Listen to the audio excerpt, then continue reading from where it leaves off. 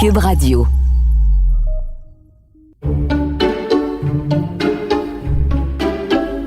Alors, ce soir, mon bel amour, on va rencontrer quelqu'un qui a perdu comme pas loin de 60 livres. Denis Coderre. Mais tu sais quoi? C'est Marc Hervieux et c'est vrai que quand tu le regardes sur les photos puis tu vois des images de lui, il a tellement perdu de poids, son visage ressemble un petit peu à celui de Denis Coderre post-perte de poids, là. Mais c'est pas parce que je veux défendre les rondouillets dont maintenant je fais partie depuis le confinement, mais... Ah oui, parce qu'avant, c'était non. J'ai déjà été plus mince. J'ai déjà été plus mince, quand même. Bon, mais le confinement n'a pas aidé. Alors, j'ai pris beaucoup de poids pendant le confinement. Qu'est-ce que tu voulais dire à propos des rondouillets? Mais rendu à un certain âge, quand tu maigris trop... Vite. T'as l'air malade et t'as l'air trop vieux. T'as l'air plus vieux que ton âge. Mais moi, je trouve que ça va être intéressant de parler avec Marc Hervieux, justement, parce que c'est tellement le cliché du chanteur et de la chanteuse d'opéra qui sont en surpoids et qui sont en embonpoint. Tu sais, même la Castafiore, tu sais, c'est vraiment tellement un cliché. Je me demande si un chanteur d'opéra qui perd beaucoup de poids, s'il a peur que ça affecte sa voix d'une façon ou d'une autre. Mais ils sont plus gros, les chanteurs d'opéra. Non, je sais bien. C'est pour ça que je te dis, c'est le cliché. Mais j'ai vu récemment une production sur Internet, parce que je suis abonné à un site de musique classique et d'opéra qui s'appelle... Ça, les gens savent pas ça de toi. Medici.tv, qui est excellent. Et j'ai vu une production de Don Juan de Mozart. Igloo. Et écoute, c'était tous des pétards. Là, tous des maigrichons? Non, mais mais là, tu vas te faire taper dessus, parce que là, si tu associes le fait d'être des pétards au fait d'être mince, tu vas te faire accuser de grossophobie, Richard. Je trouve que tu as déjà pas mal de phobies associées à ton nom, là. L'autre jour, on a regardé un film, il y avait de la musique d'Albinoni. Puis c'est vraiment, vraiment resté en tête. Et le lendemain, j'étais en train de faire la vaisselle et j'étais en train de nettoyer la cuisine et j'écoutais de l'Albinoni. Là, t'es rentré dans la cuisine en me disant, coudonc, y a-tu quelqu'un y a-tu un enterrement, quelque chose? C'est comme un requiem, là. C'est la musique de funérailles, Christy. Mais non, mais je veux dire, quand toi, t'écoutes de la musique classique, c'est correct, tu délèves ton esprit. Puis quand moi, j'écoute de la musique classique, c'est déprimant. Puis il faut qu'on écoute du Sacha Distel à la place. C'est léger, c'est enlevé.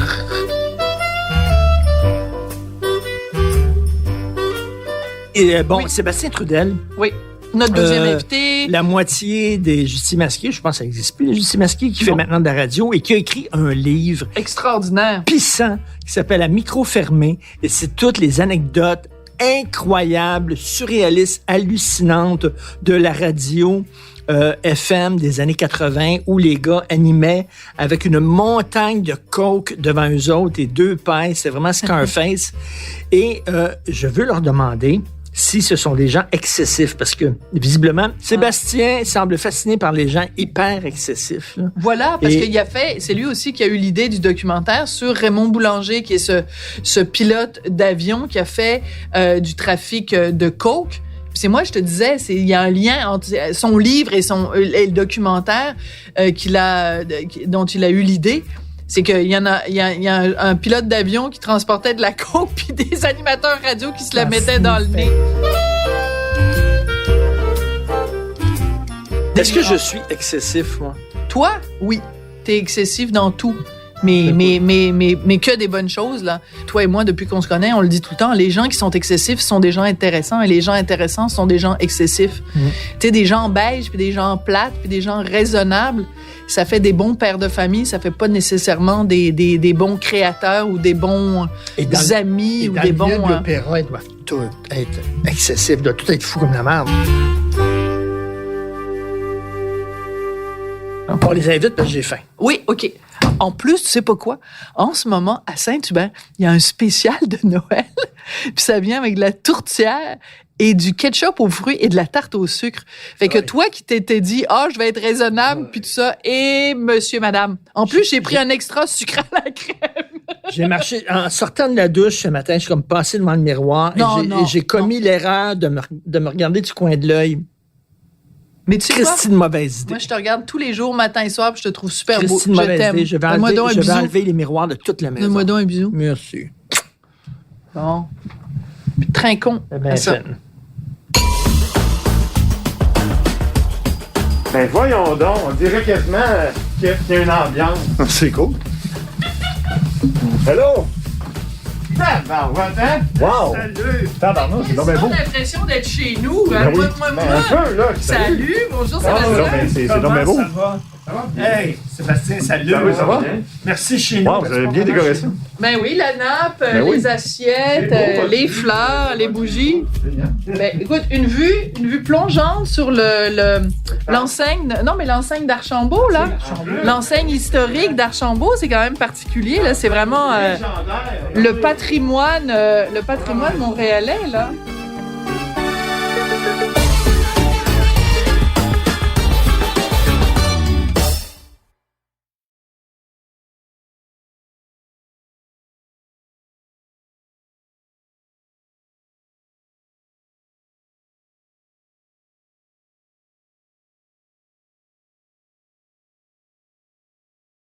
Sophie me dit, tu vois ça, il a perdu beaucoup de poids et tout ça.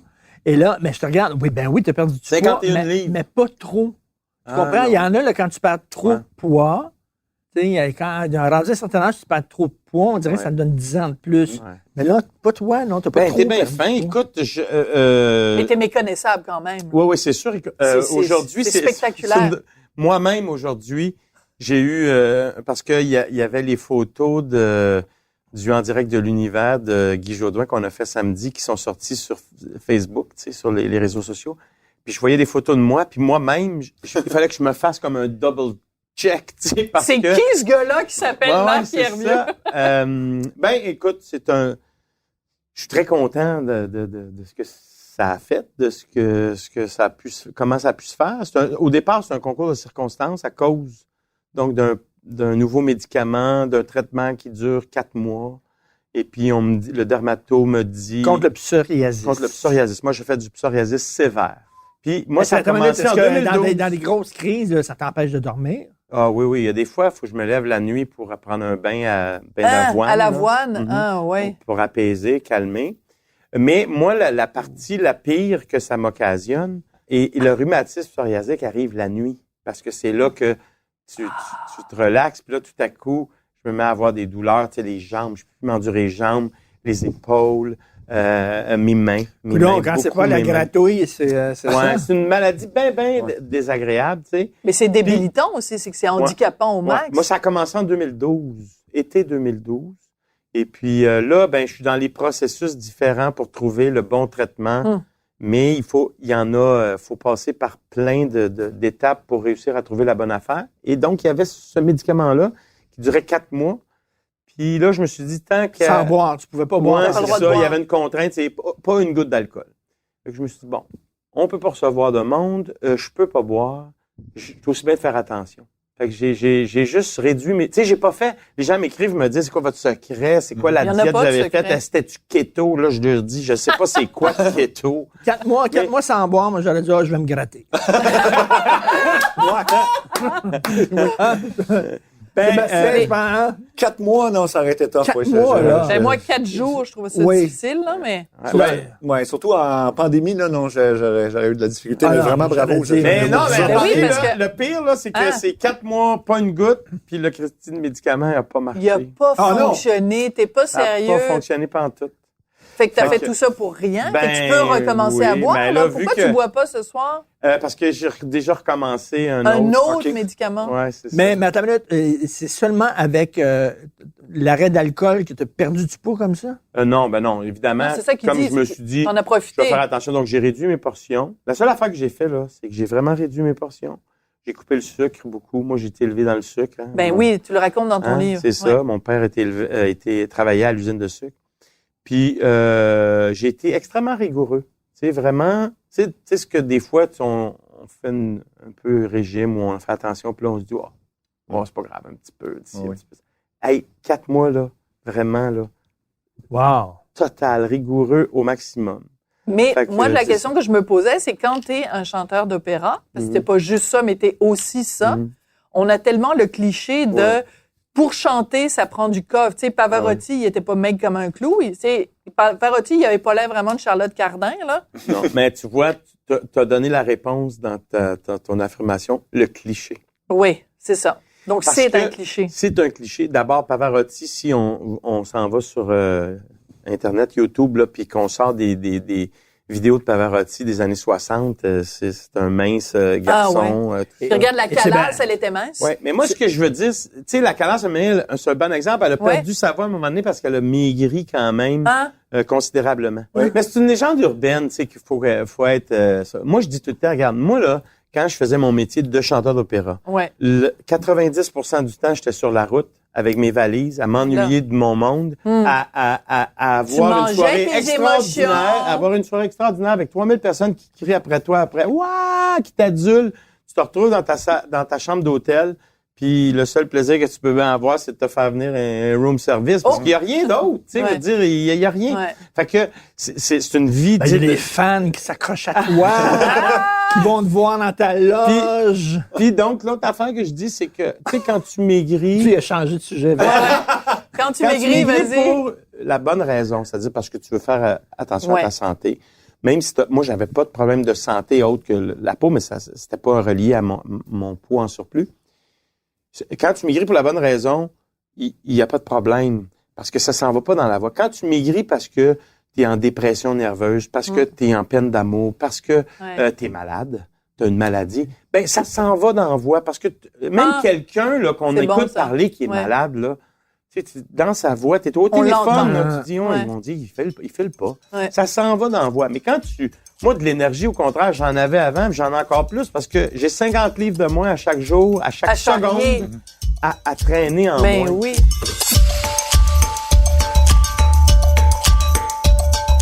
Toi, t'as tout le temps été un grand slack. Mince. Oui, mais c'est ça. Mais moi, en fait, j'ai perdu du poids au début de la pandémie. Oui, pour cause de nervosité et tout ça. J'avais de la misère un peu. Sortir de chez moi, c'était difficile. J'ai peur des germes, j'ai peur de tout ça. Fait que.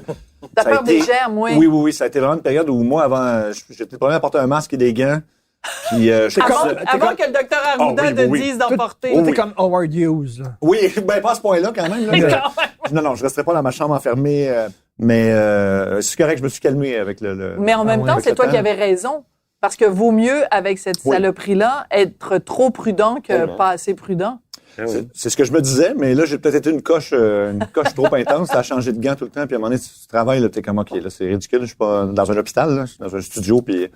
Mais j'ai quand même perdu du poids parce que je mangeais moins. Stress vraiment là. C'était anxiété, là. Je dirais, c'était intense. Ça a été intense. Ouais, c'est intense. Moi, j'ai pris du poids, c'était avant pendant la pandémie. Oui, mais toi, c'est particulier, Marc, parce que tu dis que tu t'as fait ce truc-là pendant 4 mois de faire attention à ce que tu manges, puis en même temps, tu viens de sortir un livre de recettes. J'ai regardé les recettes, c'est du pudding chômable, du ragoût de boulette, de la soupe au pois. Il y a rien de des fèves au lard. Écoute, là, c'est pas... C'est pas Georges Larac, là, c'est pas vegan, pas une seule seconde. Puis les recettes, les photos des recettes qu'on voit dans le livre, je les ai faites de A à Z, là, moi, là. C'est moi qui les ai faites cet été. C'est du gras, du beurre, du sucre, du sel. Ouais. C'est parce que la Boston Cream Pie, puis... Exactement, parce que je voulais faire les recettes qui vont avec l'histoire que je raconte. Puis dans ce premier livre-là, tu sais, il y a beaucoup d'histoires de mon enfance.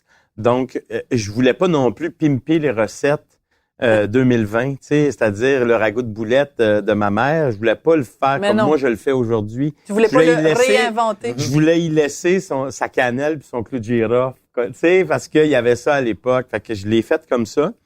Mais c'est vrai qu'il y a rien de lean dans ma... Sébastien a sorti aussi un livre de recettes. C'est une ligne de coke avec une pipe de crème. Ça va bien ensemble. Ce ne sont pas mes recettes, juste le préciser. Oui, c'est ça.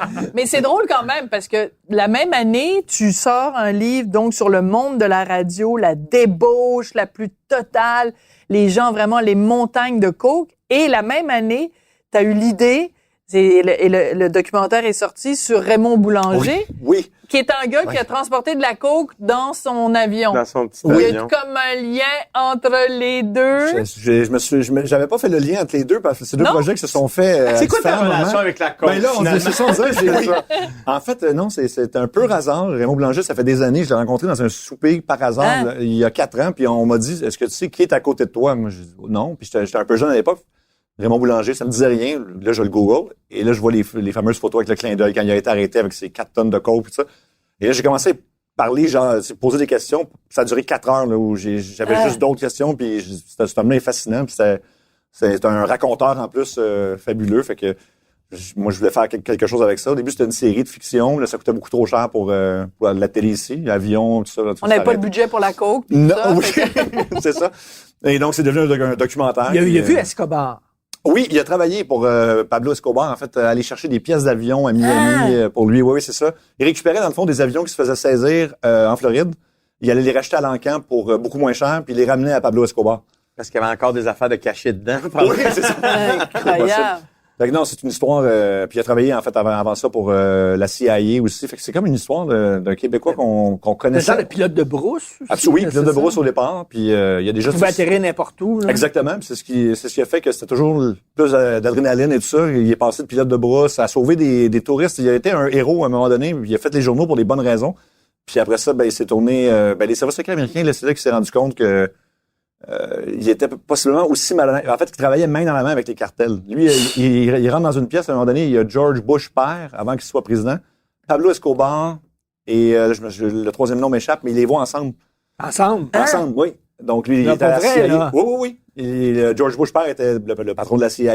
Ouais. Et c'est qu'à un moment donné, lui, il rentrait de la drogue aux États-Unis pour le compte de la CIA, pour financer des opérations au Nicaragua. Ben oui, Ça, on le Noriega. voit. Oui, Noriega. En fait, c'est lui le troisième. Ah, c'est lui le troisième. C'est Noriega qui était le... Oui. On voit ça dans la série Narcos, d'ailleurs. Oui, Oui. absolument. C'est ça, là. incroyable. Ouais. Non, mais c'est complètement capoté. Donc, de penser qu'il y a un petit gars de chez nous Oui. qui a côtoyé ces grands personnages-là, ben, dans le mauvais sens du terme, évidemment, là, mais... Non. Ben écoute, le gouvernement américain faisait affaire avec des trafiquants de drogue. là, tu sais, Ben oui. c'est pour financer leurs opérations. C'est ça. tout ça, là. Fait que quand c'est pour le gouvernement américain, c'est correct d'élire de la drogue, mais quand c'est pour toi, pour un cartel, c'est pas correct. À un moment donné, Ben, en fait, lui, il s'est dit, ça me paye beaucoup plus le cartel. Donc, là, rendu là, pourquoi je travaillerais pour le gouvernement américain à faire la même chose alors que je peux être payé des millions par vol?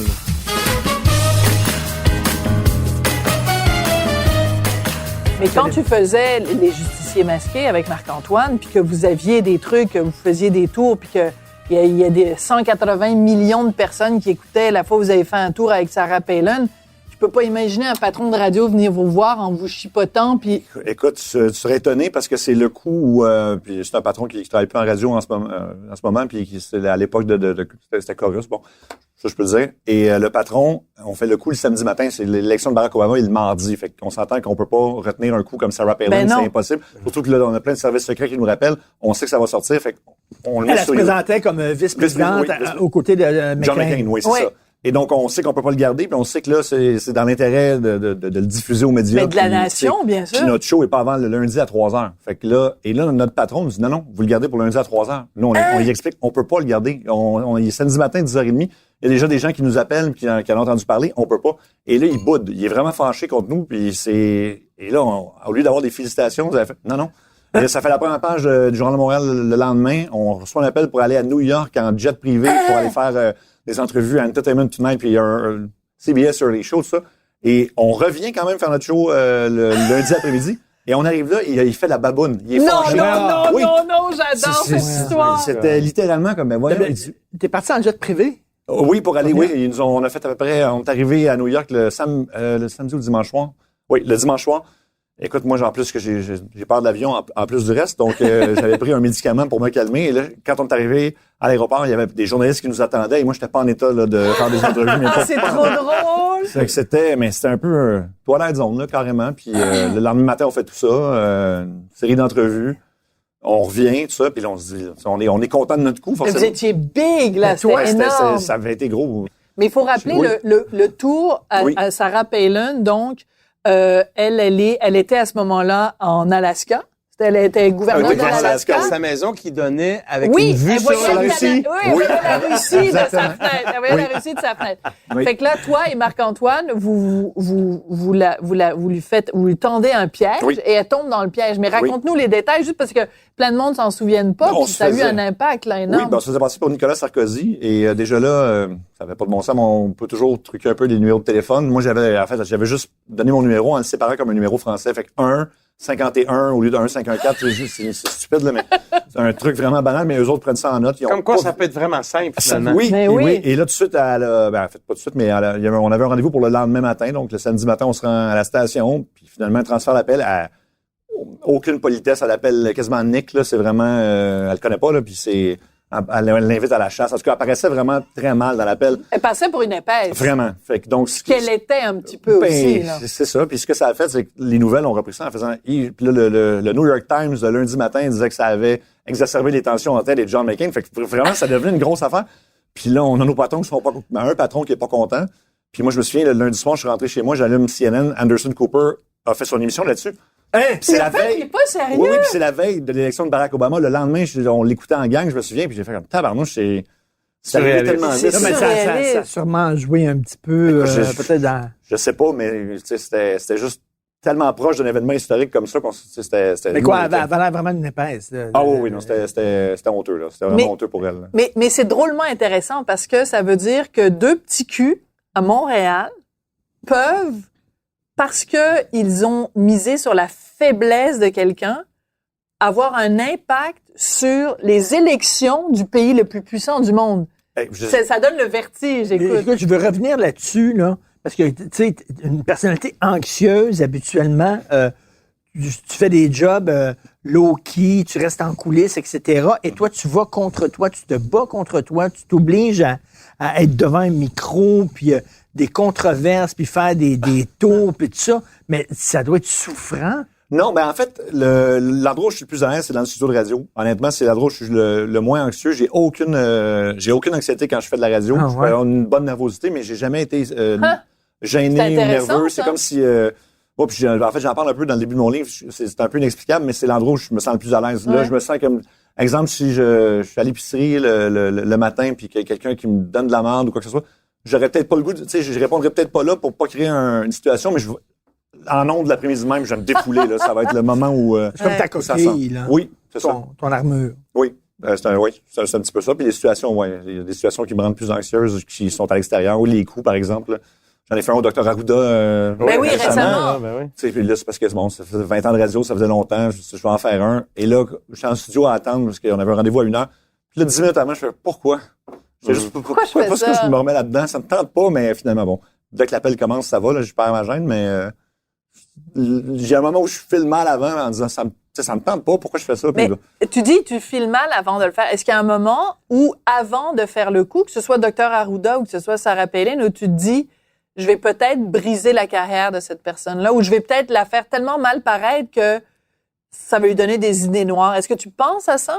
mais dans le cas de Sarah Palin, vraiment, mais non, parce que ça, tu sais, je veux dire, on savait ce qu'on voulait faire, là, tu sais, on voulait comme la tester, puis finalement, ça, dans le cas du Dr. Arruda, je voulais pas qu'il y ait de trouble avec ça, là. C'est sûr que c'était Ça n'a pas aidé ça sa le but. cause, mettons. Puis là, mais ça a été récupéré évidemment politiquement, puis il y a des gens qui ont dit ah ben là il a perdu du temps avec ça, mais ça a été 10 minutes puis il a trouvé ça drôle, là, c'était pas il a pas tu sais, il a pas arrêté de gérer la pandémie. Il était poli. Il était poli, ouais, Ouais. c'est ça. Mais c'est-à-dire qu'il n'y a pas, le coup que tu as fait à Dr. Arruda, il n'y avait pas de malice, je pense. Non. Tu sais, c'était Non. pas l'idée de le faire trébucher puis de le faire mal paraître, versus, mettons, le coup à Sarah Palin, où t'en as fait d'autres, là, on en parlera plus tard. Mais il reste quand même que c'est que quand vous faites un coup pendant comme ça à quelqu'un, c'est que ça révèle sa vraie personnalité. Oui. Parce que les gens parlent librement en sachant pas qu'ils sont enregistrés. Oui. Mais Oui. donc, tu révèles ta vraie personnalité. Puis moi, je trouve que Dr. Arruda, il a révélé à quel point c'est un kid Kodak, à quel point ça lui manque de pas avoir fait la job de comédien qu'il aurait aimé Moi, je l'ai faire. trouvé poli, je l'ai trouvé correct. Il riait, tu sentais qu'il était pas trop sûr de ce qui se passait là, mais c'était un homme poli. Donc, c'est comme ça que je l'ai vu. Moi, je trouve pas que ça jouait contre lui nécessairement.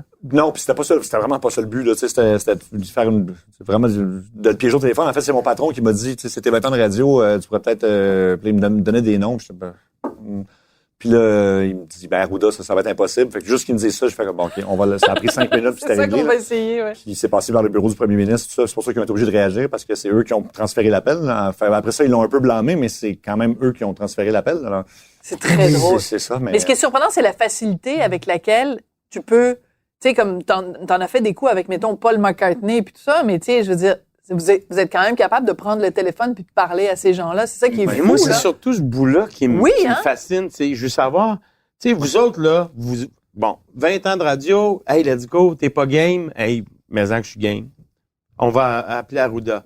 Mais là, tu dis, là, vous êtes passé par le bureau. Mhm. Comment tu réussis à convaincre la personne que c'est Xavier Dolan, là? Ça, ben, il y a une couple de trucs, mais souvent, c'est de jouer l'urgence de la situation. Donc, mettons, l'agent de Xavier Dolan, il est très pressé parce que là, son client, il met beaucoup de pression, puis il veut absolument parler à Arruda, puis il veut y parler maintenant s'il faut. Puis là, ça a été un peu comme ça. Fait que c'est le bureau du premier ministre, ça fait comme OK. Puis il dit OK, on va vous booker un rendez-vous carrément. Fait que ça a été C'est très drôle. Non, puis dans certains cas, comme Paul McCartney, c'est 3 mois d'appel parce que lui, on peut pas lui mettre de pression de parler à personne. Et là, dans son cas à lui, on veut surtout pas qu'il paraisse mal ou qu'il y ait quoi que ce soit parce que surtout moi, c'est mon idole. Ouais, c'est ça. Paul McCartney, Elvis, on peut pas le piéger malheureusement. Mais c'est parce que c'était pas le numéro à son île désert. C'est ça que j'allais dire. Si on avait Avec le John numéro F. à Kennedy. Bill. John F. Kennedy, c'est Marilyn Monroe, Passe là. par Michael Jackson. Oui, c'est ça.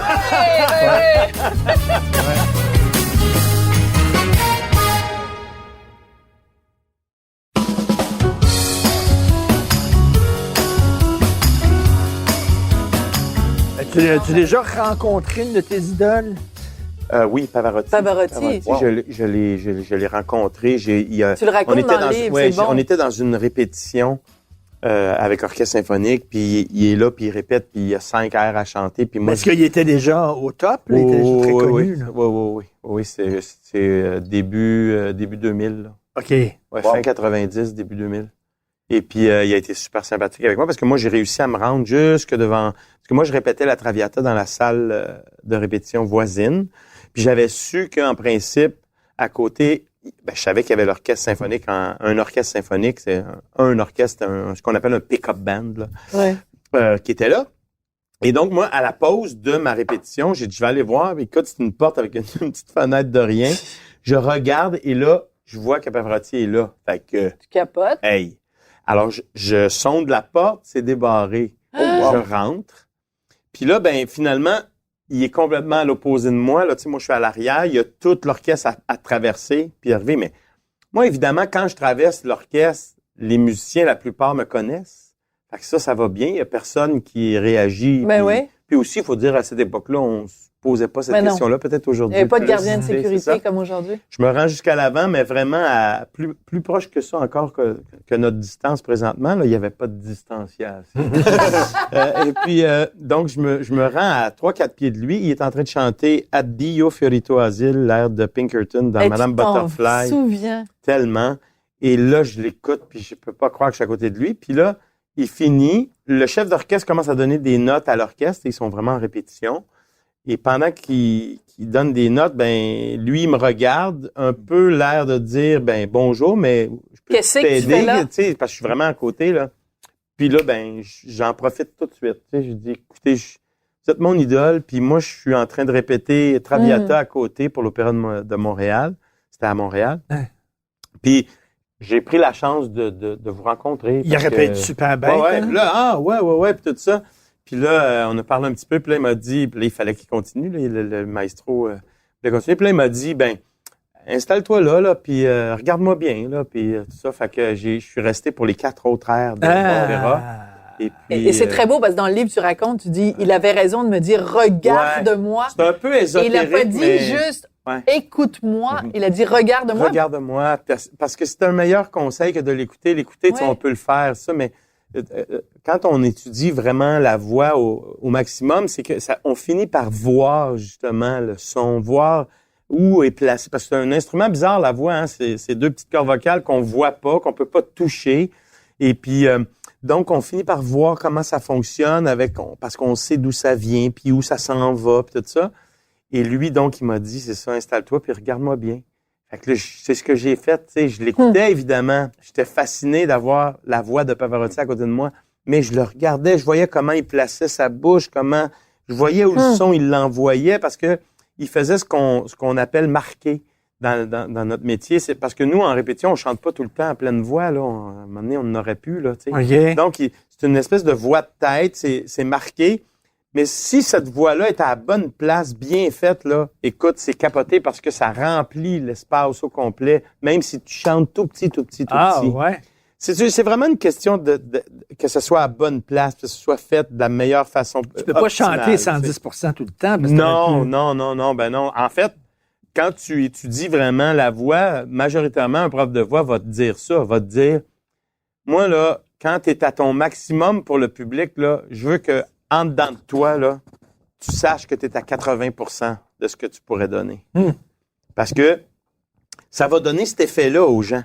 Ça va donner l'effet que tu donnes un maximum, mais que t'en as encore.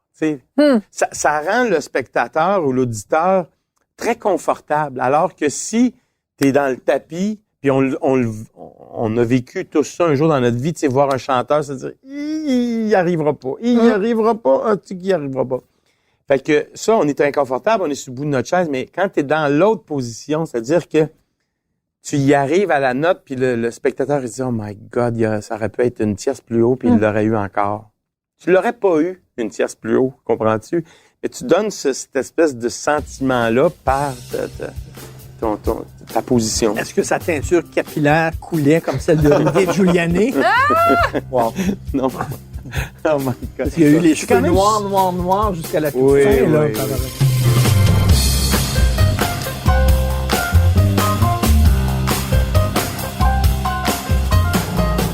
20 ans de radio, donc tu as commencé en 2000. Oui. Si tu avais fait de la radio dans les années 80, époque que tu dépeins très bien dans ton livre, est-ce que tu serais tombé Serais-tu John? Est-ce que tu serais tombé dans la dope et les pitounes?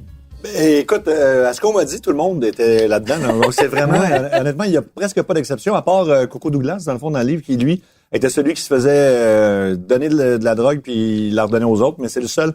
Michel W. Duguay me disait c'était tout le monde. C'est pas compliqué, c'est tout le monde, c'était partout. Même chose pour Lucien Francaire, il dit tu peux pas entrer dans un bureau, que ce soit un patron, le directeur de la musique, sans qu'il y ait des lignes de coke sur le bureau. C'est capoté. Fait que c'était tellement... Puis en plus, c'est comme si les gens savaient pas que c'était nocif à ce moment-là. On m'a déjà conté, justement, que... C'est vrai que c'est pas évident. Ben non, mais je pense que c'était des gens qui participaient au début des lundis DA. Puis ils disaient que c'était tellement répandu qu'ils en prenaient tout avant de performer sur scène. Puis dans leur tête, c'était dans un an, ça va être légal. Là, c'est comme si on avait un café plus, mettons, tu sais.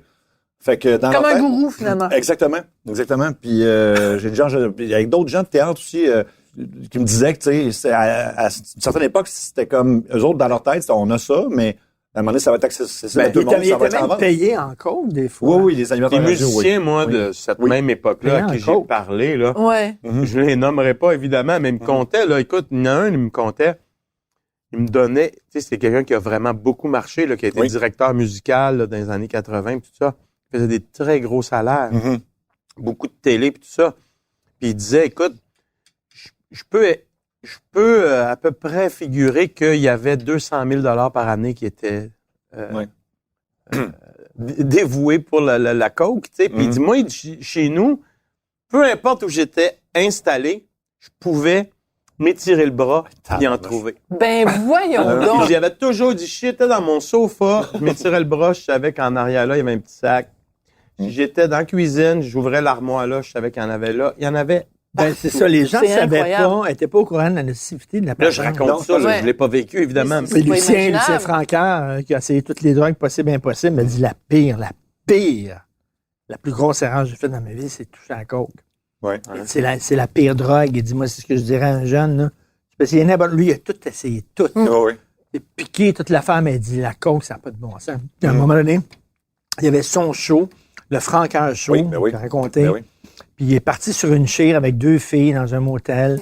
Ça a duré une couple de jours. OK, la coke, les 2 filles, tout ça. Puis à un moment donné, il dort. Puis là, il ouvre la radio. Puis c'est Michel Barrette qui anime le Francaire Show en absence de... Puis là, il dit, tabarnak, c'est mon show, ça. Qu'est-ce que je fais là? Il a sauté dans un taxi. Il est arrivé en studio. Il s'est couché à terre. Puis il a pogné le micro. Il dit, hey, bonjour, c'est Michel Francaire, tu sais. Stone, là. Complètement, là.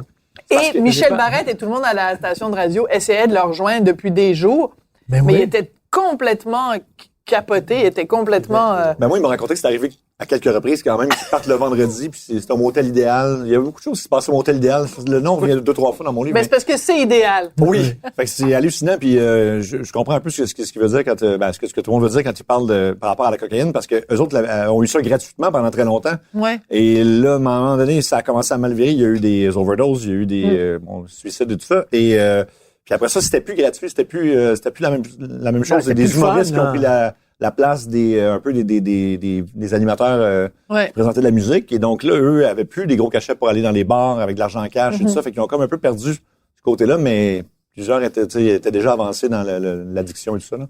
Mais toi, ton père, c'est un homme de radio, Pierre Trudel, évidemment. Lui, il était pas dans cette gang-là, il était pas dans les excès, mais il était témoin de ça. Ben, Donc, il y en a vu petit gars, t'entendais parler de ça. Peut-être pas petit gars, en fait, c'est qu'il y avait CKMF qui était au 2e étage, il y avait CGMS à l'époque qui était en dessous.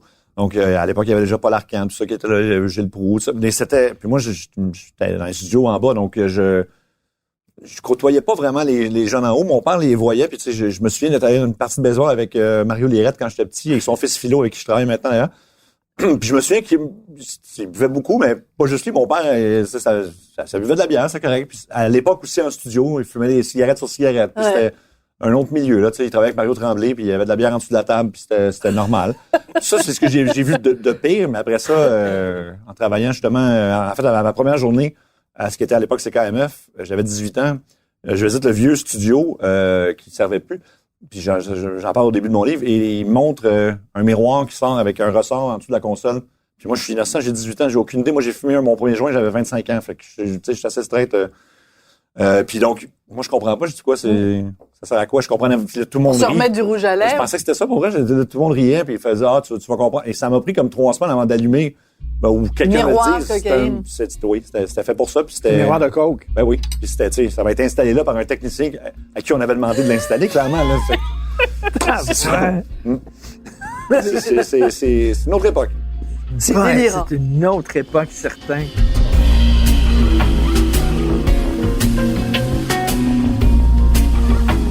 Écoute, même dans le milieu de l'opéra, là, maintenant, tu sais, j'imagine qu'il y avait des excès, puis aujourd'hui, les gens sont straight, là.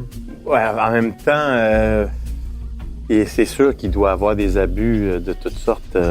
Oui, mais tu peux pas vraiment, parce qu'il faut que tu prennes soin de ta voix, de ta santé. Il faut que tu te promènes tout le temps avec une écharpe pour protéger tes cordes vocales. Ça dépend. Non, mais tu sais, ça, il y a beaucoup de légendes urbaines là-dedans. Tu sais, il y en a, oui, qui deviennent obsédés par ça, puis ils ont toutes sortes de manies.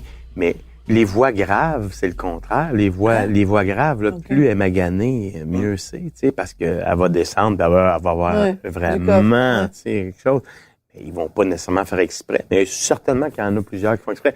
Mais moi, en tournée, puis dans le monde de l'opéra, je veux dire, chanteur d'opéra, là, c'est comme n'importe qui, là. C'est capable Faire le d'être vraiment party. wild, puis de faire le party. Tu sais, donc, je ne sais pas. Moi, dans le temps, pour certains rôles, j'étais dans une situation où j'avais pas de doublure, puis je voulais pas laisser tomber la maison d'opéra, puis j'avais fait la générale. Je me souviens que l'opéra, c'était Cavalleria Rusticana, puis j'avais vraiment de la misère. Ça, c'est super beau. Ouais. Et t'avais de la misère, pourquoi? J'avais de la misère, j'étais pas capable de me rendre au bout du rôle, tu sais. Ouais. Puis j'ai rencontré un otorino, c'est comme qu'on m'a recommandé, puis lui, j'ai eu des injections de cortisone, puis écoute, j'ai chanté le rôle comme si je pouvais le chanter 4 fois en ligne le soir, mais j'ai payé pour, après, j'ai payé. Tu sais, j'ai fait la série de représentations, je te le dis, là, je chantais comme si de rien n'était, là. Puis, mais après, là, on était en mai. Après ça, là, quand je chantais en concert, après qu'ils ont arrêté de faire les injections, là, quand je chantais en concert, là, ma voix cassait, là, en plein milieu d'une note aiguë. Voyons donc. Puis ça a duré jusqu'au mois d'août. Et ça, tu devais paniquer quand ça arrivait. Ben oui, parce que là, à un moment donné, je te jure, même qu'à un moment donné, je me souviens tellement de ça. Je m'étais assis avec Caro, ma blonde, puis j'avais dit, Caro, je pense que c'est terminé. Je pense Tu pensais que ta carrière était finie. Il faut que je pense à une solution parce que je suis le pourvoyeur, puis c'est moi qui ramène les sous à la maison. Il faut que je pense à une solution. Il faut que je fasse d'autres choses parce que ma voix t'offre pas. Fait que là, mais finalement, j'étais chanceux parce que j'ai fait des exercices, j'ai travaillé fort, puis C'est revenu. la voix est revenue. Mais c'est toujours une possibilité, tu sais. C'est toujours là. Mais ça doit être assez paniquant quand même parce que, tu sais, mettons, il y a plein de métiers qu'on fait où ça peut s'arrêter parce qu'il n'y a plus personne qui t'engage. Il peut arriver toutes sortes d'affaires. Mais toi, c'est ton instrument de travail. C'est dans ta bouche. Mais puis au-delà de ça, c'est, tu sais, quand tu vas être sur scène, puis qu'à un moment donné, tu vas voir la note aiguë arriver, puis tu vas te dire, je serai pas capable de l'atteindre. Puis que tu l'atteindras pas, puis que ça va faire à la place. C'est toi qui es debout sur scène, là, devant 3000 personnes. Puis c'est toi qui dois réussir à dire non, c'est une performance humaine, c'est un moment de ta vie. Comme un boxeur qui en mange une maudite. Exactement. Puis demain, je vais être capable, puis j'en ai chanté des bien plus difficiles que ça avant. Faut tout le temps, c'est constant. Tu sais, c'est comme un sportif, hein. Il y a une espèce de façon de penser, puis de se concentrer, puis de toujours avoir cette idée-là que tu es capable, tu as fait quelque chose de plus difficile encore, puis tu vas être capable encore. Puis moi, sérieusement, là, ça va paraître ésotérique, mais j'ai réussi, avec toutes ces pensées-là, à complètement m'enlever le trac. Je n'ai plus le trac. Tu as fait de l'autosuggestion. Ouais. Moi, j'avais le trac, pas maladivement, mais j'haïssais ça. Parce que les jours d'opéra, Caroline, que ma journée, je la trouvais poche, là, je suis pas heureux, tout ça. Là, à un moment donné, j'ai dit, là, ça suffit. Fait que là, je commence. Fait que là, à tous les fois que ça arrivait dans ma journée, je me disais, je suis capable. J'ai fait quelque chose de vraiment plus difficile que ça. T'as fait des choses plus difficiles. OK. Là, on se calme un peu. Oh, ça marchait pas, finalement. Là, une autre fois, je te dis, je l'ai tellement fait, puis je te dis, ça peut sonner weird, là. Mais tu peux parler à n'importe qui m'a pas connu dans une période où j'avais du trac. Il va dire, ben non, Marc, il n'y a pas une seconde. Peu importe ce que j'ai à chanter, peu importe ce que j'ai à faire. Moi, écoute, à un moment donné, je suis à New Jersey Opera Festival. Je joue la Traviata. Puis là, on me dit que il y a un monsieur quelconque là, qui voudrait m'auditionner. Tu sais. Ah, OK. Là, je prends des informations, c'est vraiment... Puis là, je comprends que c'est vraiment quelqu'un dans le monde de l'opéra qui est très respecté, puis tout ça. Écoute, je m'en vais à l'audition, j'arrive là, je commence à chanter, là. Je te dis, là, j'ai pas 3 syllabes de chanter. Le monsieur, il est très, très, très âgé et tout fonctionne très, très au ralenti. Je te dis, là, j'ai pas 3 syllabes de chanter. Il se lève. Je le vois au bout de la salle. Là. Il se lève, puis il commence à ramasser ses affaires, puis il met ça dans sa valise. Il fait ding-badang, puis il fait pas attention, puis ça fait du bruit. Puis là, il prend son manteau, puis là, il met son manteau, puis là, il prend son paletot, puis met son paletot. Puis là, il est avec sa serviette. Puis moi, je continue à chanter. Puis là, je me dis, bon, j'arrête, puis je l'envoie promener, ou ben non. Non, je continue. Je finis, j'ai dit, ils vont me dire merci beaucoup. Tu sais, c'est évident qu'il haït bien ça. Qu'est-ce que je fais? Il y a quelqu'un qui est là aussi qui dit, qui regarde ma liste, puis il dit, pouvez-vous nous faire telle pièce? OK. Fait que là, je recommence la deuxième pièce. Écoute, tout le long que je fais la deuxième pièce, il marche, il s'en va vers la sortie, tu sais, il s'en va vers la sortie. Puis là, il quitte. Puis là, je finis, puis il est parti. Puis là, pendant 2-3 ans après, j'arrive à telle place où j'ai eu un engagement, puis je suis en répétition, puis là, on jase après. Puis là, il y a quelqu'un qui dit, ah oui, il dit, en tout cas, on est vraiment content. Tu fais une job extraordinaire. Ben, on savait parce que c'était Irving qui nous avait... Pardon? Ben, c'est Irving Gottman qui nous avait dit qui t'avait entendu, puis à une audition à Princeton. Puis c'est lui qui nous a dit de m'engager. Ben oui, il nous a dit, hey, prenez-les, il était fabuleux. Wow. Là, la première fois, je dis, voyons donc. Ah, okay, ça reste de même. Ben écoute, là, dans ma tête, c'est comme, ben voyons donc.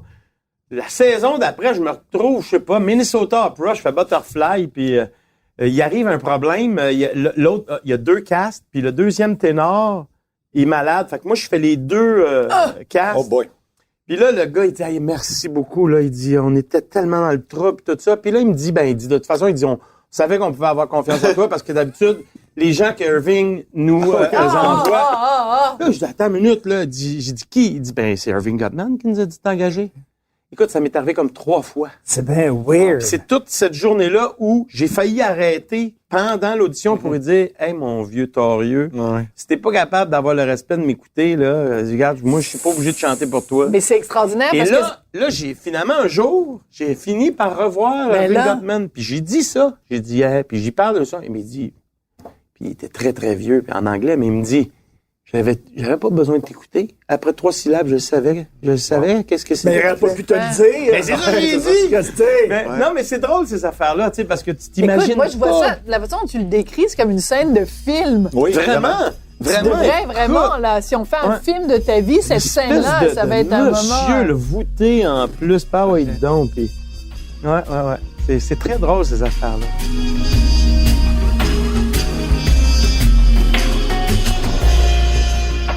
Puis, on parlait tout à l'heure du coup que vous avez fait à Sarah Palin. On a parlé un petit peu de Paul McCartney. Mais celui dont toi, t'es le plus fier, tu sais, quand tu dis, regarde, tous ceux que j'ai faits, là, c'est celui que tu dis vraiment, là, on a travaillé fort, puis c'était extraordinaire, puis on a vraiment fait une différence. Mais Paul McCartney, c'est dur à battre. Surtout qu'il a parlé en français. Ben, il y aurait Mick Jagger, dans le fond, parce que c'était un peu la même... Ouais. On s'était fait une liste à un moment donné, avant de commencer à faire des coups, des noms qu'on voulait piéger, c'était nos idéaux. Il y avait Steven Spielberg, on l'a eu. Donc, Mick Jagger, Paul McCartney, Bill on les a eu Gates. aussi. Bill Gates, oui, qui a été qui a été le premier gros. En général, les réactions ont toutes été positives, en fait. C'est ça. As-tu eu des mauvaises? J'ai une seule, et c'est Jacques Villeneuve. Oh, raconte. Tu sais, Paul McCartney a réagi de la meilleure façon en disant, quand on lui a révélé que c'était un coup, il a dit, ah oui, je vais vous poursuivre, pas mes petits Chris, you little fox. Puis c'était comme, et là, moi, j'étais en studio, je pense que j'ai failli m'évanouir. J'étais comme, OK, c'est ça que je voulais pas qu'il arrive. Là, il a fait, il y a pas juste les Québécois qui sont drôles. Et là, tu fais comme, bon. Jacques Villeneuve, lui, pas de réaction vraiment. Il fait, je trouve que c'est un manque de respect. Il fait, bon. OK. Mais il dit, non, mais c'est vraiment un manque de respect envers moi et envers l'institution du premier ministre du Canada. Fait, bon, ben, on est désolé dans ce cas-là. Ça a vraiment été un poids. Mais c'est le seul, honnêtement, qui a mal réagi. Tous les autres, puis en même temps, c'est pas contre Jacques Villeneuve, mais souvent, plus les gens sont, plus c'est des grands, plus leurs réactions sont bonnes. Tu sais, Mick Jagger nous a parlé en français à la fin. Vas-tu faire des vacances en Alaska? Non, je parle pas de chance. Mick Jagger, à la fin, quoi, il était... Il nous a parlé en français, il était hyper... Mais lui, il y a comme un château en France ou je sais oui, pas quoi. Oui, il parle là. très bien français. Paul McCartney ou un petit peu, quand même, c'est pas mal. On a pogné Pavarotti aussi. C'est vrai? Ah Oui, oui? mais Ben, ça a été raconte. très bref. Oui, c'est drôle. Mais ça a été un des coups les plus weird parce qu'on se comprenait vraiment pas dans le sens qu'il comprenait pas notre anglais puis je suis pas sûr qu'il... Et je pense qu'on l'a peut-être réveillé. En tout cas, tout ça pour dire que c'était mon collègue Marc-Antoine qui lui a chanté Da Giovanni en opéra. Là, et Non, pour lui dire, vous goûterez le meilleur spaghetti, Exactement. la pizza et le ravioli. Et là, il a ri, il a trouvé ça, il fait comme, OK, il a vraiment fait, OK, je vais penser à ça. On n'a pas eu le temps de dire que c'était un gag. Mais c'était pour aussi mettre une toune. Oui, mais Non. il riait, mais il se demandait ce qui se passait. Là. Je pense que c'était pas clair. Mais toi, t'as jamais été impliqué dans des grosses controverses, sauf une fois. On t'avait croisé, on était en vacances dans le Sud, et t'étais en vacances dans le Sud aussi avec ta femme et tes 3 filles. On est sur la plage, je te croise, on commence à se parler, et là, tu me racontes que t'es en tabarouette contre l'Opéra de Montréal parce que tu t'apprêtais à chanter La Chauve-souris, Ouais. et qu'ils avaient fait une campagne publicitaire pour les différentes productions de l'Opéra de Montréal, et que pour représenter ton opéra, ils avaient pris une photo d'un jeune fringant qui avait la moitié de ton âge, la moitié de ton poids, qui avait rien à voir avec toi, et t'étais super choqué de ça. Ouais. Et tu m'as dit, ben quand je retourne à Montréal, je vais faire la grève de la voix, et tu l'as fait. Et ça a créé une grosse controverse. Oui, bien sûr. Ben, en fait, cette campagne de pub-là était basée sur une espèce d'idée de faire un branding très glamour de l'opéra. Puis, où, pour moi, ça n'avait pas de bon sens. C'est que, justement, pour faire ça, ils prenaient des mannequins qui étaient complètement autres que les chanteurs et les chanteuses Ben oui. qui jouaient dans les opéras. OK. Puis, tu sais, ça avait pas de bon sens. Là, après ça, est arrivé beaucoup de discussions. C'est qu'en fait, ça s'est étalé sur quand même assez longtemps. C'est que moi, dès le départ, quand j'ai vu ça, j'étais contre ça. J'ai dit, écoutez, imaginez que dans n'importe quel théâtre à Montréal, admettons, j'ai pas au TNM, justement, il y a André Lachapelle, qui est dans la prochaine production, mais là, André Lachapelle, elle commence à être plus âgée. Fait qu'on va mettre une jeune comédienne à sa place sur le poster. Puis on va écrire André Lachapelle en dessous. Ça n'avait pas de sens. Alors moi, j'ai essayé qu'on change ça. Puis pendant un bout de temps, on m'a dit qu'on le ferait. T'sais. Fait que j'étais bien content de ça. Puis là, après ça, j'ai commencé à douter de ça. Puis quand je suis arrivé aux premières répétitions, ça n'avait pas été fait. Puis quand je me suis rendu à la Place des Arts, j'ai vu que ça n'avait pas été fait. Il y avait partout dans la Place des Arts le poster de la chauve-souris qui s'emmenait. Ah, donc, je me suis rendu à la répétition. Puis j'ai fait... parce que à l'opéra, la première journée de répétition, on chante l'opéra. On reste assis, puis on chante l'opéra au complet. Parce que le chef d'orchestre veut entendre ses chanteurs. OK, oui, c'est ça son thème, c'est ça sa façon de faire. Tu sais, puis te renseigner, là aussi, il regarde le cast. Ah oui, OK. Tu sais, ça inspire, puis tout ça. Mais nous, les chanteurs d'opéra, on arrive à la première répétition comme si on pouvait chanter le soir même là, l'opéra. Là. On la chante, mais on la sait. Là. C'est comme ça. C'est pas comme au théâtre où tu arrives avec tes textes dans les mains, puis tout ça. Alors, tout le monde s'installe, tout le monde s'assoit, et on commence l'opéra. Mais moi, j'ai fait des 3 crisettes dans le corridor là, pour leur dire que vous m'avez dit que ça serait changé, puis c'est pas fait. Vous m'avez bullshité, vous m'avez menti, puis je suis pas d'accord. Ben, je fais valoir mon point, peut-être un peu trop intensément, mais l'émotion, puis tout ça. Je rentre en répétition, je connais très bien le chef d'orchestre, je connais tout le monde, et je joue le rôle principal. Et quand arrive donc mon bout, je ne chante pas. Et là, le chef d'orchestre, Tim Vernon, dit « Hey, Marc, pense que j'ai juste raté mon entrée, tu sais. Marc, it's you. Ah, sorry. » C'est que là, il recommence, et quand t'arrives à moi, il dit « Marc, attendez. » Puis là, je fais comme si je regarde partout alentour de moi. Puis je dis « T'es baveux un excusez, je sais pas, moi, ce rôle-là, je pensais que c'était le gars qui était sur le poster qui chantait ça. » Mais là, ça reste là. Là, ils ont dit, il fait la grosse tête, il fait la grosse tête. Non, mais là, il pensait que c'était une farce parce que Marc, il est fin, puis Marc, il fait des jokes, puis tout ça. Mais moi, j'ai dit non, c'est pas une joke. Moi, je le prends pas. Je l'ai vu sur le poster, là, le gars qui est supposé de faire ce que moi je veux être, puis c'est pas moi, puis c'est pas que je veux ma face là. Tu peux mettre une bouteille de champagne si tu veux pour symboliser le show qu'on va faire. Tu peux mettre un bouquet de fleurs, tu peux mettre ce que tu veux. Mais tu mettras pas la face de quelqu'un d'autre pour dire Marc Hervieux dans ce rôle-là. Mais non, ça n'a aucun sens. T'imagines comme c'est insultant? Hey, là, je me suis fait dire toutes sortes d'affaires, évidemment. Là, j'ai fait... toi, tu l'as sorti dans le journal. Ouais.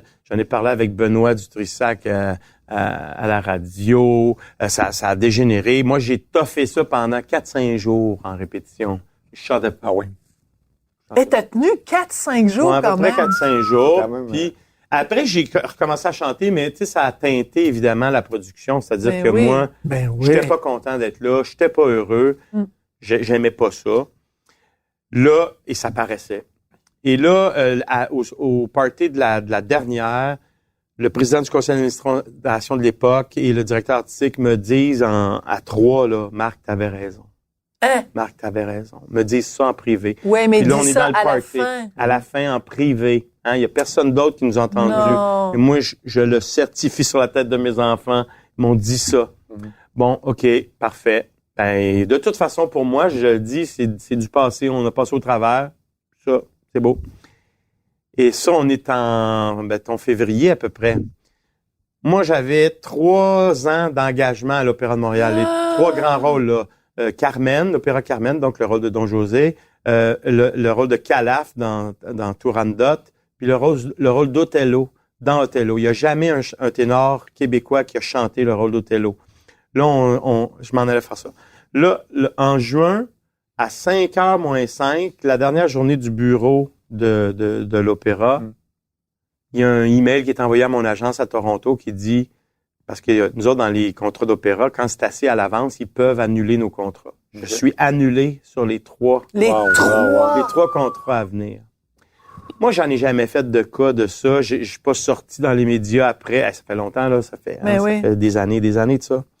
suis pas sorti dans les médias, j'ai pas fait d'histoire. Mais financièrement, c'était énorme. Oui, j'ai une belle position, ça m'affectait pas. Tu sais, j'étais pas comme quelqu'un qui a un engagement par année. Qu'est-ce que t'as et fait? tout ça. Non, pas en tout. Tu sais, au contraire, ma blonde savait que moi, tu sais, je suis un gars de principe. de principe, puis je suis un fidèle. Puis j'aurais pas bien dormi le soir si j'avais été contre ce que je pensais de ça, tu sais. Fait que c'est tout.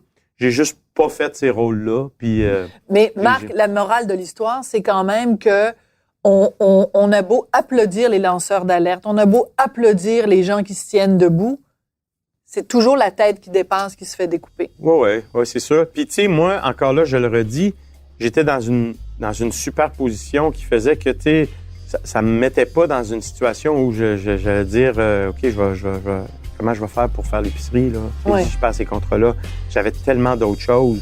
C'était correct, tu sais. Mais c'était pas correct de me faire ça, tu sais. Je me couchais vraiment en paix le soir. Tu sais, je dormais très bien, là. Alors que si j'avais fait le contraire, là, j'aurais... Tu serais pas senti bien.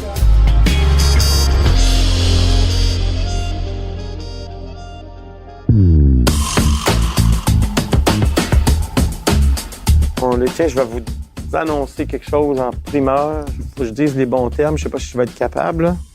Mais mon livre, j'ai reçu ça ce matin. Moi, je savais même pas que la maison d'édition avait envoyé ça. Mais, alors, ça dit que... est-ce que vous connaissez le Gourmand World Wild? Oui.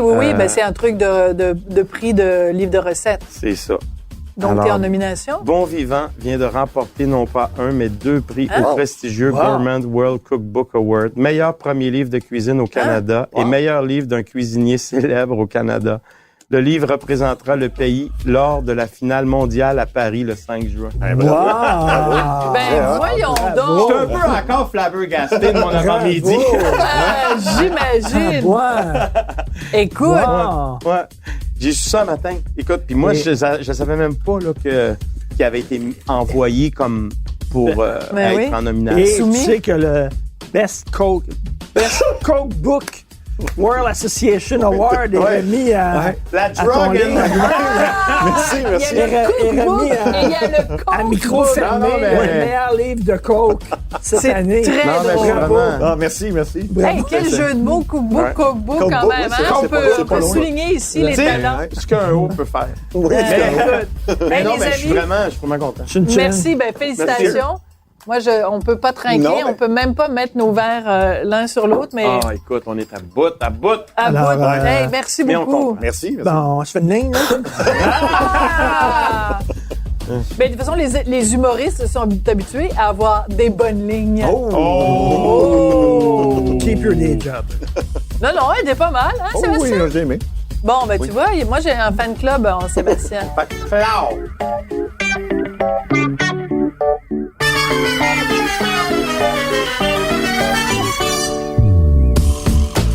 Vous avez écouté le balado Devine qui vient souper avec Richard Martineau et Sophie Durocher. À la recherche, Hugo Veilleux. Au montage, Philippe Seguin. Prise de son et co-réalisation, Anne-Sophie Carpentier. Chef réalisateur, Bastien Gagnon La France. Une idée originale de Mathieu Turbide. Une production Cube Radio.